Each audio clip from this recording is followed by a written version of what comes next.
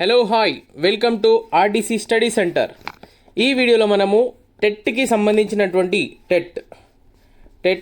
టెట్కి సంబంధించినటువంటి 2025 జూన్లో కండక్ట్ చేసినటువంటి ఎగ్జామినేషన్ క్వశ్చన్ పేపర్ గురించి మనము డిస్కస్ చేద్దాము. ఏ విధమైనటువంటి క్వశ్చన్ అడిగారు, ఏ విధమైనటువంటి ఆన్సర్ మనము రాయాలి. సో ఒకవేళ మీరు చూసినటువంటి కొత్త వాళ్ళు అయితే ఈ మన ఛానల్కి కొత్త వాళ్ళు అయితే సబ్స్క్రైబ్ చేయండి, లైక్ చేయండి, మరియు ఈ వీడియో ఎవరికైతే అవసరం ఉంటుందో వాళ్ళకు షేర్ చేయడము మర్చిపోకండి. సో ఈ పేపర్ అనేది 27th జూన్ 2025లో షిఫ్ట్ 1లో కండక్ట్ చేసినటువంటి ఎగ్జామినేషన్ పేపర్ ఇది. దీని యొక్క కీ పేపర్ ఏంటిది, ఏ విధమైనటువంటి ఆన్సర్ మనం రాయాలి, ఏ విధమైనటువంటి క్వశ్చన్ అడిగారు అనేది దాని గురించి ఇందులో డిస్కస్ చేయడం జరిగింది. సో దయచేసి లైక్ చేయండి, సబ్స్క్రైబ్ చేయండి, మరియు ఎవరికైతే వీడియో అవసరం ఉందో వాళ్ళకు షేర్ చేయండి. చలియే మనము వీడియో స్టార్ట్ చేద్దాం ఇప్పుడే. పేపర్ 1కి సంబంధించినటువంటి నెక్స్ట్ పేపర్ లాంగ్వేజ్ 2 అయినా లాంగ్వేజ్ 1 తెలుగు ఇక్కడ అడిగారు. ఇది పేపర్ 1 పేపర్ 2 రెండింటికి కూడా మనకు పాసిబుల్ అవుతుంది. కానీ చూడండి, ఇది పేపర్ 1కి సంబంధించినటువంటి క్వశ్చన్ పేపర్ ఇది. చూద్దాం. సో ఈ విధమైనటువంటి క్వశ్చన్ అడిగారు. ఇంతకుముందు మనం సైకాలజీ చూసినాము. ఒకవేళ చూడకపోతే మీరు వీడియోలు వెళ్ళి చూడండి. సో ఇప్పుడు క్వశ్చన్ నెంబర్ 1 to 30 సైకాలజీ చూసినాం కదా. ఇప్పుడు క్వశ్చన్ నెంబర్ 31 నుంచి 60 వరకు తెలుగు పేపర్ చూద్దాం. ఏ విధమైన క్వశ్చన్ ఇక్కడ అడిగిరు అనేది అయినా. సో క్వశ్చన్ నెంబర్ 31 నుంచి 34 వరకు ఇక్కడ కింద ఇవ్వబడినటువంటి పద్యాన్ని చదివి అర్థం చేసుకొని క్వశ్చన్కి ఆన్సర్ రాయమన్నాడు అన్నమాట. సో చూద్దాము ఏ విధమైనటువంటి పద్యం ఇచ్చారో, క్వశ్చన్ ఏ విధంగా ఉంటాయి అనేది మనకు స్క్రీన్ పైన కనిపిస్తూ ఉంటుంది. చూద్దాము. సో ఏమన్నారు, ఈ కింది పద్యము చదివి 31 నుంచి 34 వరకు గల ప్రశ్నలకు సరైన సమాధానాన్ని గుర్తించమన్నాడు. పద్యం ఏంటి?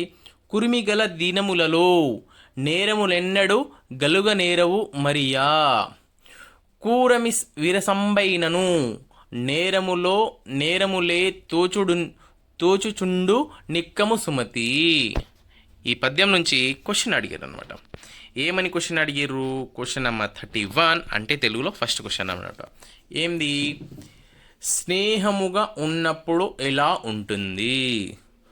తప్పులు తప్పులుగానే కనిపిస్తాయి, ఒప్పులు కూడా తప్పులుగానే కనిపిస్తాయి, ఒప్పులు కూడా ఉప్పులుగానే కనిపిస్తాయి, తప్పులు కూడా ఉప్పులుగానే కనిపిస్తాయి. ఆన్సర్ ఏమవుతుంది? తప్పులు కూడా ఉప్పులుగా కనిపిస్తాయి. అంటే స్నేహము ఉన్నప్పుడు ఎలా ఉంటుంది అయినా తప్పులు కూడా ఒప్పులుగానే కనిపిస్తుంది. అంటే స్నేహం మంచిగా ఉన్నప్పుడు ఏ తప్పు చేసినా, మన ఫ్రెండ్ తప్పు చేసినా అంటే కరెక్ట్గానే మనకు కనిపిస్తూ ఉంటుందని. అంటే పద్యం పరంగా క్వశ్చన్ అడిగాను అనమాట. ఓకే, నెక్స్ట్ క్వశ్చన్ నెంబర్ 32 అంటే నెక్స్ట్ క్వశ్చన్.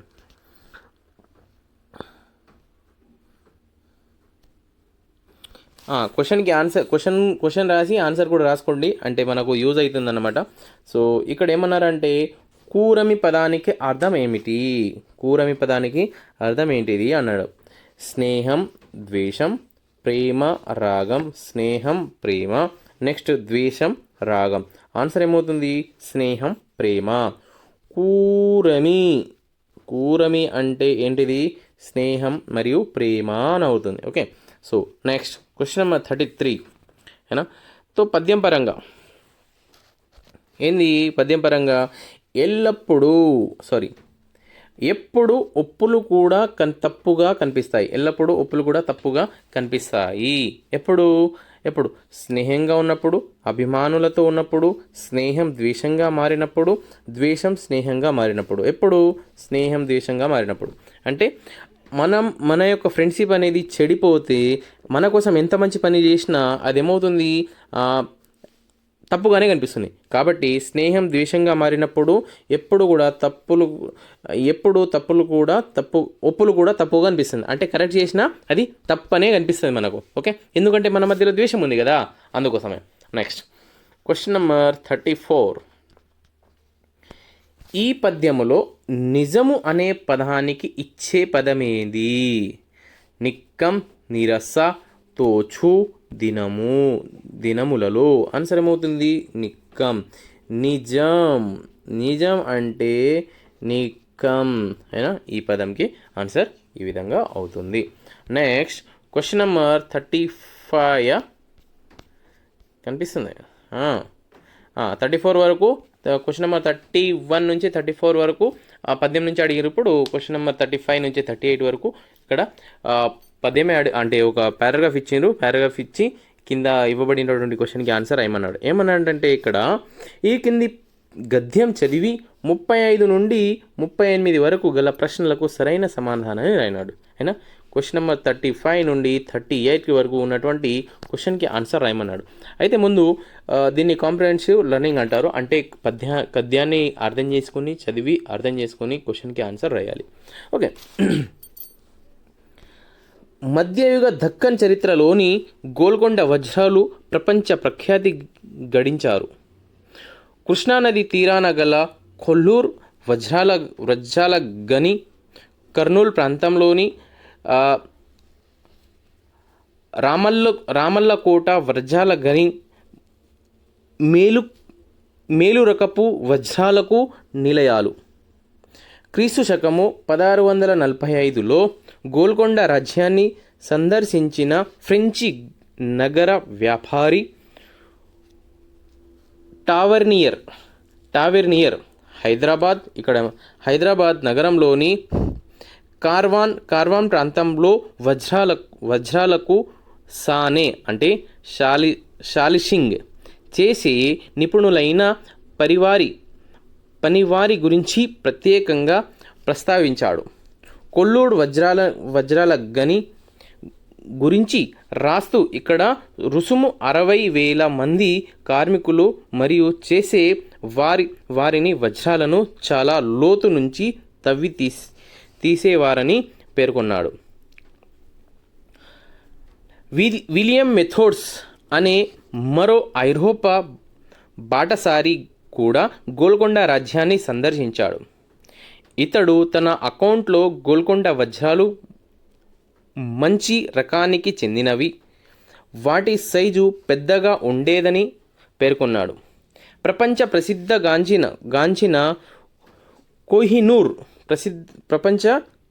ప్రసిద్ధగాంచిన కోహినూర్ వజ్రం క్రీస్తు శకం 1656వ సంవత్సరంలో సుల్తాన్ అబ్దుల్లా కుతుబ్ షా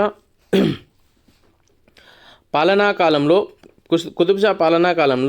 కొల్లూరు వజ్రాల గనిలో కనుగొనబడింది.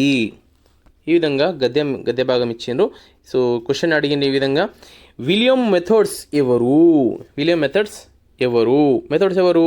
ఫ్రెంచ్ గల వ్యాపారి, ఐరోపా బాటసారి, దక్కన్ సుల్తాన్ గని కార్మికులు. ఆన్సర్ ఐరోపా బాటసారి.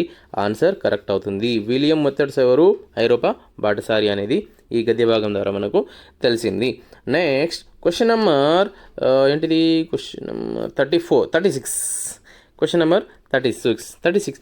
కోహినూర్ వజ్రం ఎక్కడ కనుగొనబడింది? కోహినూర్ వజ్రం ఎక్కడ కనుగొనబడింది?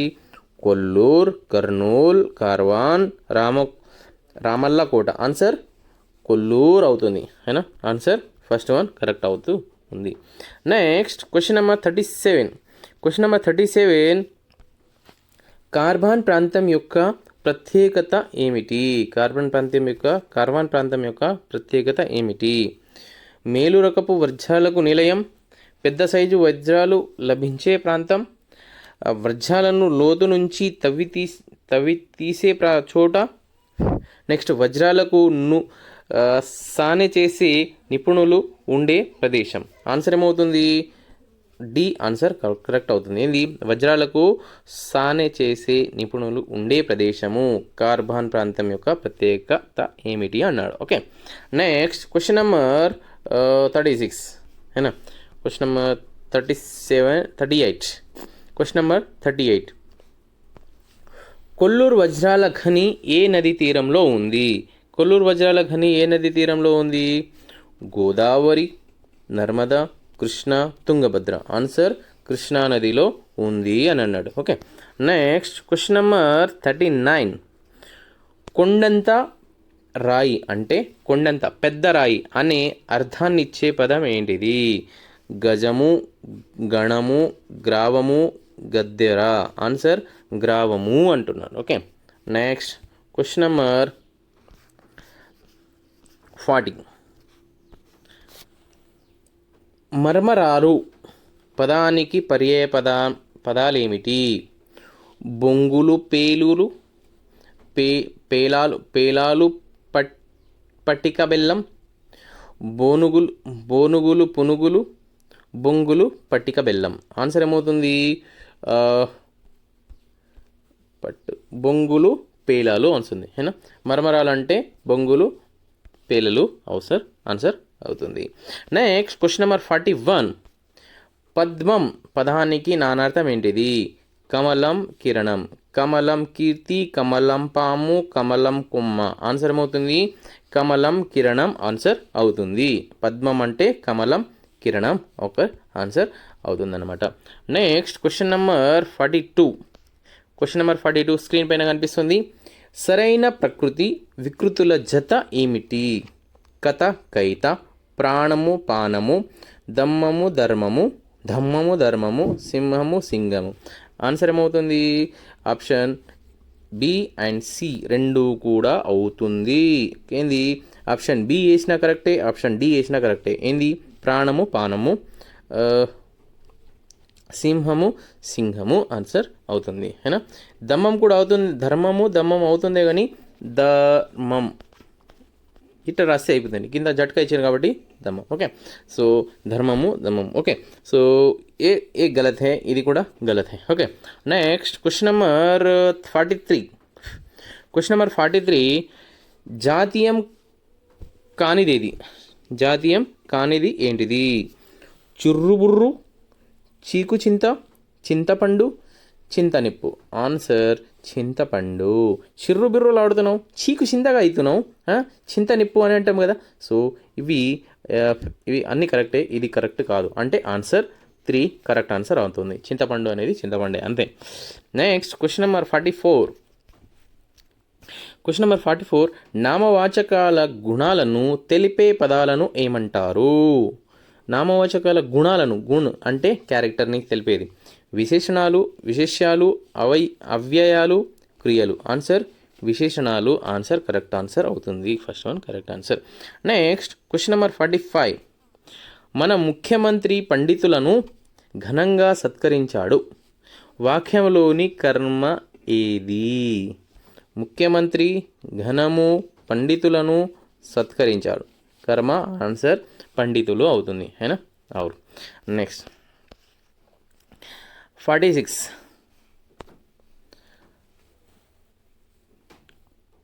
సమ ప్రాధాన్యం గల నామవాచకాలు కలిపి ఒకే మాటలుగా ఏర్పడే సమాసాన్ని ఏమంటారు? ద్విగు సమాసం, ద్వంద్వ సమాసం, అవ్యయభావ సమాసము, నై తత్పురుష సమాసం. ఆన్సర్ ఏమవుతుంది? ద్వంద్వ సమాసము. అని సమ ప్రాధాన్యం రెండిటికి సమానమైనటువంటి ఈక్వల్ ఉంటుంది కాబట్టి, నామవాచకాలు ఉంటుంది కాబట్టి ఇక్కడ ద్వంద్వ సమాసము కరెక్ట్ ఆన్సర్ అవుతుంది. ఓకే, అవును. Next question number 47. కవీశ్వరులు ఏ సంధి? కవి ప్లస్ ఈశ్వరులు, కవీశ్వరులు है ना. कवि प्लस ఈశ్వరు, కవీశ్వరులు, కవి సవర్ణ దీర్ఘ సంధి అవుతుంది. యణాదేశ సంధి, వృద్ధి సంధి, గుణ సంధి. ఆన్సర్ ఏమవుతుంది? సవర్ణ దీర్ఘ సంధి కరెక్ట్ ఆన్సర్ అవుతుంది. ఓకే, నెక్స్ట్ సీతయ్య అమాయకుడు. ఇది ఏ వాక్యం?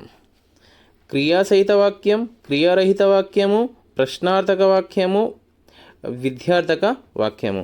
ఇందులో క్వశ్చన్ మార్క్ లేదు కాబట్టి ప్రశ్నార్థక వాక్యం కాదు, విద్యార్థక వాక్యం కాదు కాబట్టి లేదు.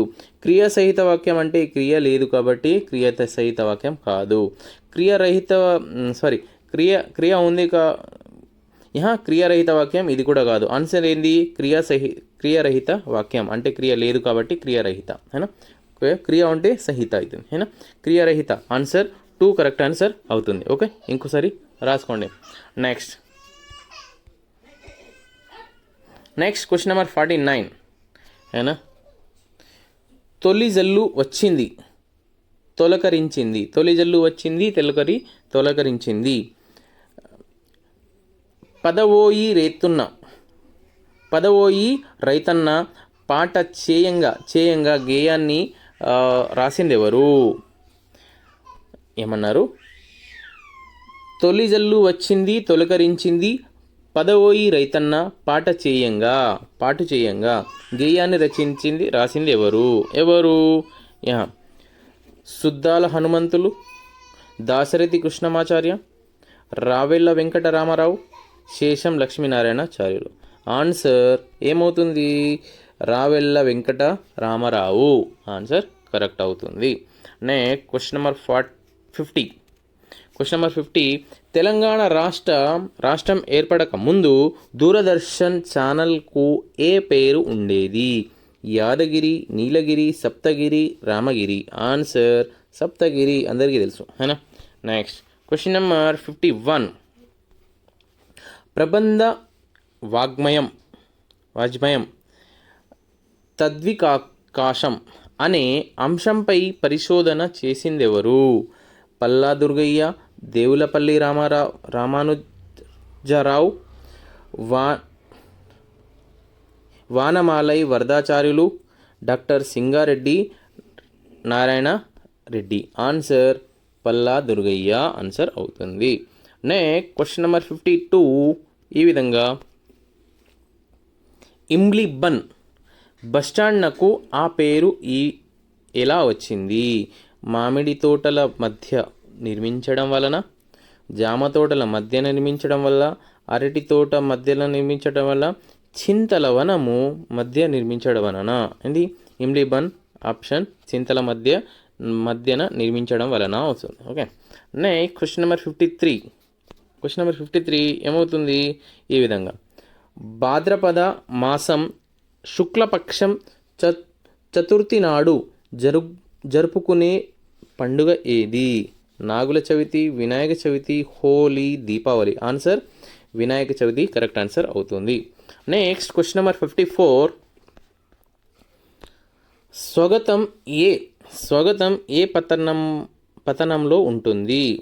ఉత్తమ పురుష పతనం, ప్రథమ పురుష పతనం, మధ్యమ పురుష పతనం, అనన్య పురుష పతనం. ఆన్సర్ ఏమవుతుంది? ఉత్తమ పురుష పతనం ఆన్సర్ అవుతుంది. క్వశ్చన్ నెంబర్ 55 ఈ విధంగా అనిపిస్తుంది. పాఠ్యాంశానికి సంబంధించిన మూల గ్రంథాన్ని చదవడం అనే స్పష్టీకరణ ఈ బోధనాల లక్ష్యాన్ని చెందినది. మనోవైఖరులు, అవగాహన, భాషాభిరుచి, సృజనాత్మకత. ఆన్సర్ భాషాభిరుచి కరెక్ట్ ఆన్సర్ అవుతుంది. Next question number 56. Question number 56 ఏమవుతుంది? దినచర్య, రహస్య లేఖలు ఈ రకమైన భాషా ప్రయోజనానికి ఉదాహరణ. సాంకేతిక, గ్రహణ, వాగ్రూప, ప్రకాశం, ఉద్దీపన, అభివ్యక్తి, లిఖిత రూప, ఆత్మగతం. సాంకేతిక, గ్రహణ, వాగ్రూప, ఆత్మగతం, ఉద్దీపన, అభివ్యక్తి, లిఖిత రూపం. ఆన్సర్ ఏమవుతుంది? ఉద్దీపన, అభివ్యక్తి, లిఖిత రూప, ఆత్మగతం ఆన్సర్ అవుతుంది. ఆప్షన్ 2 కరెక్ట్ ఆన్సర్ అవుతుంది. లైక్ చేయండి, షేర్ చేయండి, సబ్స్క్రైబ్ చేయండి. ప్లీజ్ సబ్స్క్రైబ్ చేయడం మర్చిపోకండి. Next question number 57. శ్రవణ శక్తి లోపాలలో చేరని అంశం. విద్యార్థుల ఏకాగ్రత లేమి, విద్యార్థుల శ్రవణేంద్రియ లోపం, విద్యార్థుల అశ్రద్ధ, ఉపాధ్యాయుని సమస్థాయి కంఠస్వరం. ఓకే. ఆన్సర్ ఉపాధ్యాయుని సమస్థాయి కంఠస్వరం ఆన్సర్ కరెక్ట్ ఆన్సర్ అవుతుంది. Next question number 58. పాఠశాలలో ఉపదేశాత్మక పరికరాలు, పీడోమీటర్ అందుబాటులో ఉండే ఆధునిక బోధన పద్ధతి ఏంటిది? మాంటిసోరీ పద్ధతి, కిండర్ గార్డెన్ పద్ధతి, కృత్యాధార పద్ధతి, నియోజన పద్ధతి. ఆన్సర్ మాంటిసోరీ పద్ధతి ఫస్ట్ ఆప్షన్ కరెక్ట్ ఆన్సర్ అవుతుంది. Next question number 59. సంస్థాగత ప్రణాళికను తయారు చేసేటప్పుడు ఉపాధ్యాయులు దృష్టిలో నుంచుకోవాల్సిన ప్రాధాన్యత అంశాలలో చేరనిది ఏంటిది? పాఠశాల ధ్యేయము, గమ్యము, ఉపాధ్యాయుల ప్రమోషన్లు, అధికార వృత్తి, పాఠశాల అవసరాలు, పాఠశాలకు సహజం నుండి ప్రభుత్వం నుండి లభించే వనరులు. ఆన్సర్ ఉపాధ్యాయుల ప్రమోషన్లు, అభివృద్ధి ఆన్సర్ అవుతుంది. Next question number 60. దయచేసి లైక్ చేయండి, సబ్స్క్రైబ్ చేయండి. ఎవరికైతే ఈ వీడియో అవసరం ఉందో షేర్ చేయండి ప్లీజ్. ఏనా ఎవరైతే ప్రిపేర్ అవుతున్నారో అందరికీ పనికొస్తుంది. సో లఘు పరీక్ష, ప్రాజెక్టు పని అనే మూల్యాంకన సాధనాలు ఈ రకమైన మూల్యాంకనానికి సంబంధించినవి. ఏ రకమైన? సంగ్రహణాత్మక మూల్యాంకనం, లోప నిర్ధారణ మూల్యాంకనం, నిర్మాణాత్మక మూల్యాంకనం, ప్రాగుక్తిక మూల్యాంకనం. ఆన్సర్ నిర్మాణాత్మక మూల్యాంకనం కరెక్ట్ ఆన్సర్ అవుతుంది. సో ఆప్షన్ 3 కరెక్ట్ ఆన్సర్ అవుతుంది. ఇదండి మనము క్వశ్చన్ నెంబర్ 31 నుంచి 60 వరకు తెలుగు మనము ఎక్స్ప్లెయిన్ చేశాము. సో దీనికంటే ముందు నేను సైకాలజీ కూడా ఎక్స్ప్లెయిన్ చేశాను, అంటే CDP question number 1 to 30. So paper 1, paper 2, paper 3 paper 1, paper 2 DSC and TET రెండు కలిపి నేను ఎక్స్ప్లెయిన్ చేశాను. ఓకే, సో దయచేసి లైక్ చేయండి, సబ్స్క్రైబ్ చేయండి. ఎవరికైతే ఈ వీడియో అవసరం ఉందో వాళ్ళకు షేర్ చేయండి. నెక్స్ట్ సబ్జెక్ట్కి వెళ్ళిపోదాము. నెక్స్ట్ సబ్జెక్ట్ ఇంగ్లీష్ సబ్జెక్ట్ అండి. ఇక్కడ మనకు స్క్రీన్ పైన కనిపిస్తుంది. ఇక్కడ క్వశ్చన్ నెంబర్ 31 కాదు, క్వశ్చన్ నెంబర్ 61 నుంచి 90 వరకు. క్వశ్చన్ నెంబర్ 61 నుంచి 90 వరకు మొత్తము ఇంగ్లీష్ ఉంటుంది, 30 మార్క్స్. చూద్దాము ఏ విధమైన క్వశ్చన్ ఇక్కడ అడిగిరన్నమాట. అయినా క్వశ్చన్ నెంబర్ 65 ఇక్కడ రీడింగ్ అండ్ కాంప్రిహెన్షన్ ఇచ్చినన్నమాట. సో ఈ విధంగా ప్యాసేజ్ చదవాలి. ప్యాసేజ్ చదివి అడిగినటువంటి క్వశ్చన్కి ఆన్సర్ మనము రాయాల్సి వస్తుంది. Okay, so next question number 62, దాని తర్వాత క్వశ్చన్ నెంబర్ 63 రాసుకోవచ్చు మీరు, మరియు ఆన్సర్ కూడా రాసుకోవచ్చు. Next question number 64, question number 65, question number 66, question number 67, question number 68, question number 69, question number 70, 71, 72, 73, 74, 75, 76, 77, 78, 79, 80,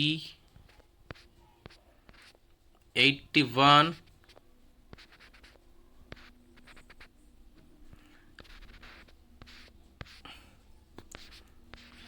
82,